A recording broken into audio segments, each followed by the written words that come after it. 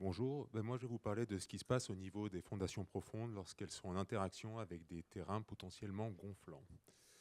Donc globalement, ce qu'on va commencer par regarder, c'est comme d'habitude un petit peu des retours d'expérience et puis des études un peu phénoménologiques du comportement des pieux soumis à des gonflements. Ensuite, la présentation va s'articuler en deux phases. La première qui va être de savoir comment est-ce qu'on va pouvoir déterminer les sollicitations qui sont engendrées dans les pieux par les effets du gonflement. Donc avec, comme on a pu voir sur les radiers, plusieurs méthodes et des méthodes qui ont des difficultés, on va dire, croissantes, plutôt des niveaux de complexité croissante. Et enfin, on verra quelles sont les justifications à produire, in fine, pour les pieux. Donc, si on regarde le comportement des pieux qui sont soumis à du gonflement, donc là, c'est la chose qui a été évoquée tout à l'heure. Lorsque vous allez faire une fouille de grande profondeur ou une fouille de manière générale, ce que vous allez faire, c'est que vous allez décharger vos terrains, ce qui va conduire à un soulèvement au niveau du fond de fouille. Ce soulèvement, il est identifié dans tous les types de terrains. La spécificité qu'on a sur les terrains gonflants, eh bien, elle va être de deux types. Premièrement, ça va être sur l'amplitude de la déformation. En effet, lorsqu'on a des terrains gonflants, c'est ce que l'on peut voir de manière générale. Pourquoi est-ce qu'on s'intéresse spécifiquement à ces terrains gonflants? C'est qu'ils produisent des déformations qui sont suffisamment importantes pour que ce soit un problème plus important que dans les terrains classiques. Et la deuxième spécificité, eh bien, c'est que l'on va avoir une proportion différée qui est importante. Donc là, j'ai replacé le graphique qui représente le comportement des terrains en déchargement, la loi qui représente la variation de la contrainte en fonction de la déformation, plutôt la déformation en fonction de la variation de la contrainte. Et ce que vous voyez, c'est que vous avez une partie, donc qui est la partie ici, là, la partie qui est notée epsilon AS, qui est la partie instantanée, la déformation qui se crée directement lorsque l'on vient décharger le terrain et que l'on ne laisse pas à l'eau le temps d'arriver à l'intérieur du terrain. Enfin, vous avez le déchargement sous imbibition, et ce que vous pouvez voir, enfin, bien sûr, c'est qu'un schéma illustratif, c'est que la part de la déformation qui est liée à l'imbibition des terrains est nettement plus importante que la part de la déformation, on va dire, que certains appellent mécanique. Donc la déformation instantanée qui se produit lorsqu'on va venir décharger directement la couche de sol. Et ça, eh bien, ça va avoir tendance, le fait d'avoir des terrains qui vont avoir un soulèvement, ça va générer de la traction dans les pieux qui peuvent être préexistants au niveau de votre fond de fouille. Donc cette déformation, en fait, eh bien, ce qui va se produire, c'est que vous avez la partie supérieure de votre pieu qui est au contact de terrains qui ont tendance à se déformer de manière assez importante, du moins plus importante que la partie inférieure de votre pieu. Et votre pieu, lui, va se retrouver à venir fretter tout ça. Il va être tiré vers le haut et rattaché vers le bas. Conséquence, on va avoir de la traction qui va se mettre à l'intérieur. Donc deux cas de figure se présentent. Soit vous avez des éléments de fondation qui sont préfondés, c'est-à-dire qu'ils sont réalisés avant de venir faire toute excavation. Dans ces cas-là, eh bien, votre pieu va être soumis à l'effet complet de la déformation. D'accord. Donc la partie mécanique, la partie hydrique, donc en gros, toute la déformation que vous mesurez quand vous faites un essai de gonflement, eh bien, votre pieu va l'encaisser. Donc quand on va avoir des sols gonflants, comment est-ce qu'on va caractériser cette déformation? Eh bien, on va la caractériser par le biais du coefficient CG, donc qui représente, je rappelle, la déformation totale, la relation entre la variation de contrainte effective et la déformation. Et en revanche, quand on a des sols non gonflants, là, on va prendre, souvent, cet effet est négligé, même s'il pourrait être pris dans certaines conditions. En revanche, si on a des fondations qui sont réalisées au fond de fouille, eh bien, les fondations, elles, ne vont être soumises qu'aux effets différés du gonflement. Donc, pour les sols gonflants, on va prendre en compte la part différée, donc le fameux Kg, Kg qui représente uniquement la part hydrique de notre déformation. Et dans les sols gonflants, eh bien, dans les sols non gonflants, a priori pas d'effet, sauf si on a des phénomènes de consolidation, déconsolidation, d'argile molle, enfin toutes ces choses-là, toutes ces joyeusetés. Donc, si on regarde les différents retours d'expérience, eh bien, les recommandations qui peuvent être trouvées sur les ouvrages qui ont été faits avec des fondations profondes dans les zones gonflantes, dans la mesure du possible, ce qui est recommandé, c'est venir ancrer les pieux en deçà de la zone potentiellement gonflante. Donc je rappelle que pour tout ce qui est définition de la zone gonflante, eh bien, on peut se reporter aux schémas qui ont été présentés par Grégory. Donc elle peut être soit liée, la base de cette couche gonflante, soit liée, on va dire, à un critère stratigraphique ou minéralogique. On a effectivement notre couche de matériaux potentiellement gonflants qui s'arrête parce qu'on entame une autre couche, soit elle va être liée en fait aux zones où les variations de contraintes induites par la réalisation de la fouille sont suffisamment faibles pour qu'on n'ait pas de déformation importante. Et enfin, donc le point le plus important, c'est qu'on a globalement peu de pathologies sur les pieux des ouvrages, voilà, sur les pieux en interaction avec les sols gonflants. Alors, donc, maintenant, on va regarder d'un point de vue assez générique, que va subir un pieu lorsqu'il est soumis à un sol gonflant. Donc là, c'est un petit peu une expérience de pensée, on va dire. J'ai pris un cas de test relativement simple. Un pieu qui est ancré dans un terrain non gonflant, et en partie haute, qui est soumis à des terrains de gonflement. Eh bien, ce qui va se produire, c'est que sous l'effet du gonflement, lorsque le gonflement va se déclencher, eh bien, on va avoir un déplacement du sol au voisinage du pieu qui va se créer, et déplacement qui se crée uniquement dans la partie gonflante, alors qu'en partie supérieure, eh bien, en partie inférieure, on n'aura pas de gonflement, pas de déplacement du sol. Et ce que vous pouvez voir, c'est que classiquement, vous allez avoir un déplacement qui augmente avec la proximité du fond de fouille. Donc si jamais on regarde ça d'un point de vue d'interaction entre le sol et le pieu, eh bien, ce que l'on peut observer, premièrement, eh bien, c'est que si votre si votre pieu n'est pas liaisonné à un radier qui contraint le déplacement du sol, eh bien, vous n'allez pas avoir on va dire, vous n'allez pas avoir de traction en tête de pieu générée par le gonflement, puisque, effectivement, il n'y a rien qui retient votre pieu en tête de sol. D'accord ?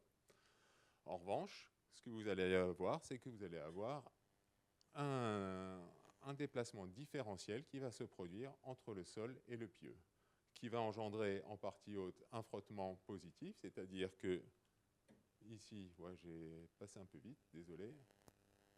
Ici, vous allez avoir le pieu qui va avoir tendance à charger le sol. Et enfin, vous allez rebasculer en frottement négatif. Votre pieu va avoir tendance en partie basse à se mettre en tension et à se décharger sur le sol.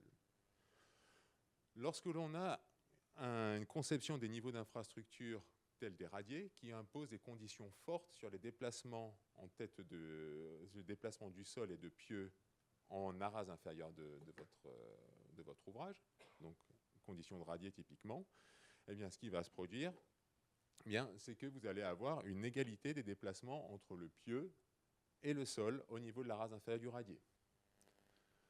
Ceci va conduire à une génération de traction dans le pieu. Vous allez voir le sol qui va pousser, et va venir pousser le radier. Le radier, lui, est relié au pieu, et donc vous allez avoir de la traction qui se génère dès la tête de pieu. La traction, dans ces cas-là, va devenir maximale en tête de pieu.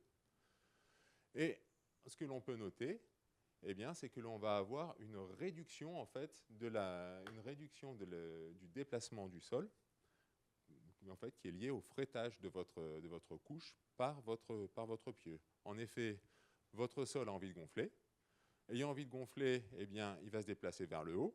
Il va être rattrapé par le pieu. Et le pieu, lui, via le radier, va appliquer une contrainte effective, va appliquer une contrainte sur le sol.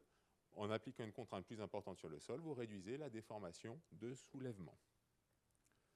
Donc là, lorsque vous avez ce phénomène-là, ce que vous voyez, c'est qu'il y a clairement une interaction sol-structure qui se développe et qui va être nécessaire lorsque vous voulez calculer des effets de gonflement sur des pieux qui sont reliés à un radier. Donc, voilà, je ne sais plus comment je les ai appelés plus tard. Donc, les différentes méthodes que l'on va pouvoir regarder vont dépendre en fait des conditions de liaisonnement entre le sol et le pieu et en tête. Est-ce qu'on a un radier ou est-ce qu'on a un sol qui est libre de gonfler comme il veut?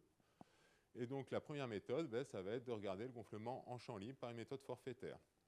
Donc, le principe est très simple. Là, vous avez le schéma. Donc vous avez un pieu qui est soumis à une charge structurelle en tête, et donc avant expression du gonflement, vous avez la courbe d'effort axial dans le pieu, qui est représentée ici en bleu. Donc vous avez un effort maximal en tête, et puis en dessous, l'effort va avoir tendance à diminuer. Lorsque le gonflement va avoir tendance à se générer, eh bien, ce qui va se produire, c'est qu'on a vu que vous allez avoir une mise en tension du pieu qui va se réaliser, et cette mise en tension va être maximale en tête de pieu. Le principe de la méthode forfaitaire, c'est de considérer que sur toute la hauteur de la zone gonflante, les déplacements relatifs entre le sol et le pieu sont suffisamment importants pour qu'on mobilise entièrement le frottement axial sol-pieu, le fameux QS. Donc quand on veut vouloir regarder le comportement d'un pieu qui est soumis à un sol gonflant par cette méthode forfaitaire, les seules données d'entrée dont on aura besoin, ça va être la géométrie de la zone gonflante, la charge structurelle en tête de pieu et le frottement dans la couche gonflante. Enfin, les choses que l'on obtiendra, ça va être l'enveloppe des sollicitations. Donc avec la charge structurelle en tête de pieu qui reste inchangée, et en revanche, eh bien, on va avoir une charge qui va avoir tendance à diminuer avec la profondeur jusqu'à la base de notre couche gonflante. Donc, la méthode similaire, mais un petit peu moins pénalisante, eh bien, la première méthode, c'était de se dire qu'on mobilisait entièrement le frottement limite mobilisable entre sol et pieu pour calculer l'effet du gonflement. Cette fois, ce que l'on fait, c'est qu'on va faire un calcul en déplacement en utilisant des lois d'interaction TZ, qui relient le déplacement relatif sol-pieu aux efforts de cisaillement qui sont transmis entre le sol et le pieu. Donc tout ça, ça va pouvoir être mené soit par des calculs à barre. Donc classiquement, c'est ce qu'on fait quand on regarde des effets de frottement négatif sur des pieux. Vous déterminez un champ de déplacement au voisinage de votre pieu. Vous définissez des lois de variation, vous définissez des lois d'interaction sol-pieu. Vous définissez votre charge en tête de pieu et vous regardez comment tout ceci se comporte ensemble. Donc ça peut être fait soit par des modèles à barre, soit éventuellement par des modèles éléments finis. Donc là, le principe, ça va être d'imposer dans les couches de terrain qui représentent le pieu, dans les couches de terrain gonflant, une déformation qui est représentative du gonflement que vous voulez modéliser. Enfin, l'avantage de cette méthode, c'est qu'elle vous permet de déterminer complètement le profil de sollicitation dans les pieux. Et ce que l'on peut voir, c'est que l'effort de compression, donc, qui peut être une traction, mais l'effort, on va dire, descendant est maximal toujours en tête de pieu. Et on va avoir un déchargement du pieu au profit du sol en partie haute par frottement positif. Donc là, c'est ce que vous voyez sur cette figure centrale. Ce qu'il est important de noter, c'est que ces méthodes-là ne tiennent pas en compte de la modification des contraintes dans le sol, qui sont induites par la charge structurelle en tête de pieu.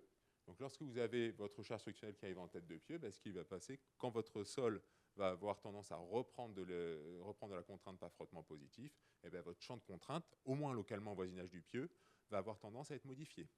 Vous allez augmenter vos contraintes verticales effectives, et si vous augmentez vos contraintes verticales effectives, vous diminuez l'amplitude locale de votre gonflement. Et donc, ce que vous pouvez voir, c'est que la non prise en compte en fait de ces effets d'accrochage, de ces effets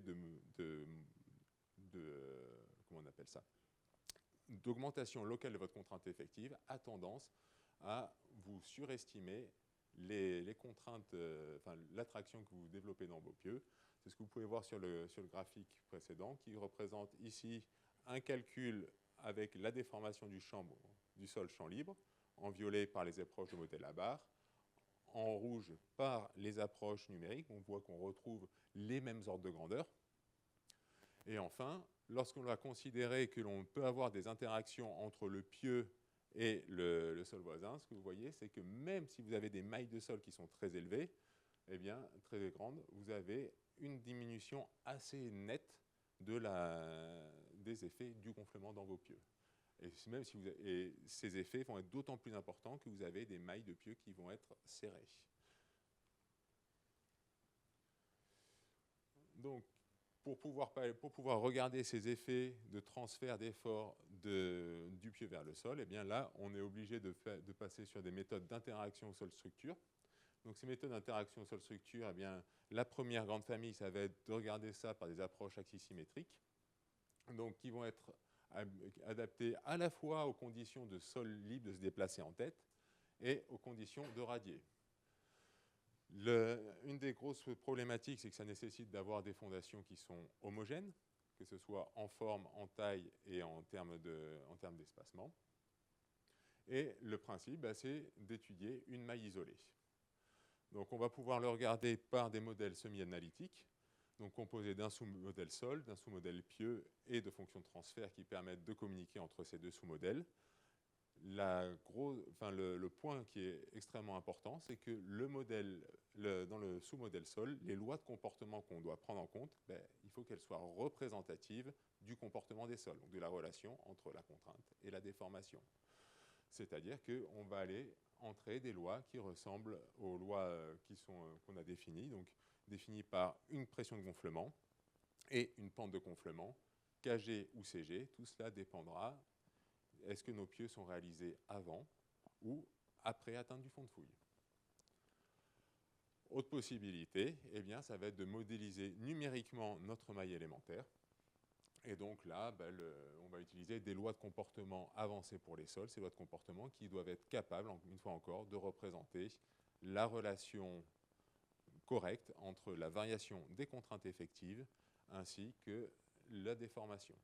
Donc les méthodes qui vont pouvoir être utilisées sont celles qui sont présentées dans le guide et qui sont largement détaillées pour tout ce qui est radié. Des méthodes de calcul par déconsolidation, des calculs par déformation imposée, et là le point auquel il faudra être vigilant, c'est de prendre en compte une variation de la déformation imposée le long du pieu. Et enfin, on peut utiliser aussi des lois de comportement avancées, donc qui intègrent, en plus des déformations élastiques et des déformations plastiques, des déformations complémentaires de gonflement.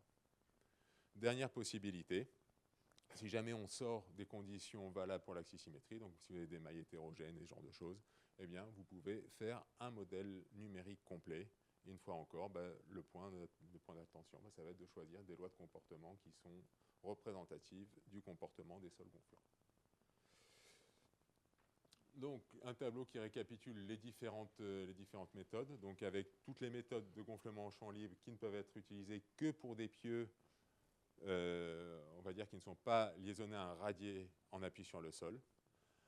Lorsqu'on a la configuration d'un radier en appui sur le sol, eh bien, on est obligé de passer par des méthodes de calcul d'interaction sol-structure, méthodes analytiques ou numériques, et enfin, voilà, en axisymétrie ou en modèle complet. Donc, une fois qu'on a réussi à déterminer quelles sont les sollicitations induites par les effets du gonflement, eh bien, il va falloir voir comment est-ce qu'on va pouvoir dimensionner les fondations. Donc, point essentiel, les effets du gonflement sont considérés comme des actions permanentes. Enfin, on va toujours chercher à se raccrocher à la norme Pieux, la 94-262, excusez-moi, dans laquelle on va regarder les états limites géotechniques, les états limites structurels et les états limites de non-mise en flottaison si nécessaire. Enfin, on va devoir dimensionner les pieux aux ELU, aux états limites ultimes, et aux états limites de service. Un point qui a déjà été évoqué, c'est qu'on a des incertitudes sur les cinétiques du gonflement, notamment les variations de perméabilité qui peuvent être liées à la fissuration des terrains lorsqu'on vient les décharger. Donc, ce qui est recommandé, c'est de venir faire les calculs sur deux cas extrêmes. Le cas avant expression du gonflement et le cas après développement total du gonflement. Donc, le point qui est noté, c'est que ce qu'on a vu, c'est que l'expression d'un gonflement va avoir tendance systématiquement à générer une mise en tension du pieu, ce qui veut dire que les états limites de compression sont toujours plus critiques avant que l'on prenne en compte le gonflement. Donc, il va falloir toujours continuer à les vérifier avant mise en œuvre du gonflement. Et pour des pieux qui sont comprimés après expression du gonflement, ça veut dire qu'en corollaire, il n'y aura pas de justification particulière à réaliser après mise en œuvre du gonflement. Enfin, se méfier, car l'expression du gonflement peut tendre une sélection qui est initialement comprimée. Donc, parmi les justifications, on va avoir les justifications structurelles. Sur les justifications structurelles, eh bien garder en tête que la traction maximale n'est pas forcément en tête des pieux, notamment lorsque vous avez un sol qui est libre de se déplacer comme il veut au voisinage du pieu. Et enfin, lorsque l'on veut optimiser le ferraillage, eh bien, il va falloir être prendre un petit peu de marge de sécurité, notamment pas limiter, enfin voilà, prendre une sécurité notamment sur le niveau de base de la couche gonflante. Donc, en termes de justification géotechnique, eh bien, ce que l'on peut noter, c'est que le comportement général du pieu, lui, va dépendre encore une fois de la conception de votre niveau d'infra inférieur. Si vous avez un pieu qui est, pour lequel le sol est libre en base d'infrastructure, l'effort maximal de traction, alors attention là sur les figures, là j'ai inversé, on a une traction positive à droite, l'effort maximal de traction n'est pas obtenu en tête de pieu, il est obtenu en dessous de la tête du pieu. Donc ce qui veut dire que géotechniquement, il va falloir vérifier qu'à ce niveau-là où vous avez l'effort maximal, eh bien cet effort est compatible avec le frottement mobilisable en base de pieu. Enfin, si on regarde les mécanismes classiques de rupture généralisée, donc à savoir les interactions entre les différents éléments de fondation, ce que l'on peut noter, c'est que les seuls mécanismes qui débouchent en sous-face du radier, en fait, si on regarde ces mécanismes-là, eh bien, on a une charge en tête, ici, la charge structurelle, qui a tendance à déstabiliser le bloc, et qui va être opposée au poids du bloc et au frottement axial. Cette charge, elle, n'est pas modifiée par rapport à l'état avant expression du gonflement. Donc, il n'y a pas nécessité de faire de vérification complémentaire vis-à-vis du groupe de pieux en traction. C'est couvert par les justifications avant expression du gonflement. Dans la condition de radier, eh bien, là, au contraire, on va avoir un effort de traction qui est maximum en tête de pieu. Donc, comme tout à l'heure, on va vérifier qu'on a suffisamment de réserve de frottement en partie inférieure du pieu vis-à-vis de la charge qui est en tête de pieu. Et enfin, on va regarder ce qui se passe vis-à-vis de mécanismes de rupture qui intéressent à la fois le pieu et le sol. Donc on va toujours identifier un mécanisme qui débouche. Et là, si on regarde, eh bien, on a ce qui se passe après expression du gonflement. On a notre charge maximale en tête de pieu qui doit être équilibrée par le poids du bloc et par le frottement et par la contrainte d'interaction sol-radier. Donc en fait, cette contrainte d'interaction sol-radier, eh bien, c'est un effort qui est stabilisateur vis-à-vis du mécanisme de rupture. Et si l'on regarde ça de manière un petit peu plus propre, ce qu'il y a, c'est que cette contrainte d'interaction sol-radier, eh bien, elle représente globalement la différence en fait entre le frottement en tête de pieu structurel et l'effort maximal. En fait, ce que vous retrouvez ici, si on regarde le schéma, vous avez votre sol qui va venir pousser sur le radier et c'est ça qui est repris en traction en tête de pieu. Donc, une fois de plus, ce que l'on voit, c'est qu'il n'y a pas besoin de venir vérifier d'une manière complémentaire les mécanismes de rupture par frottement plus cône après développement du gonflement. Donc voilà ce que j'avais à dire à propos des fondations profondes.